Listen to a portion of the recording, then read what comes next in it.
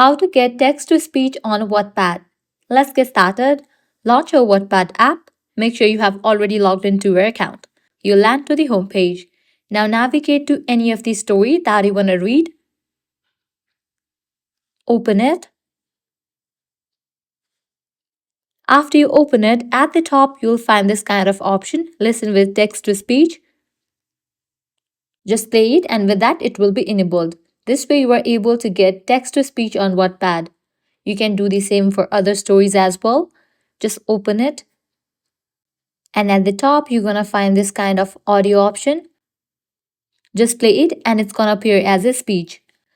Likewise, you are also able to customize its speed by clicking on this icon.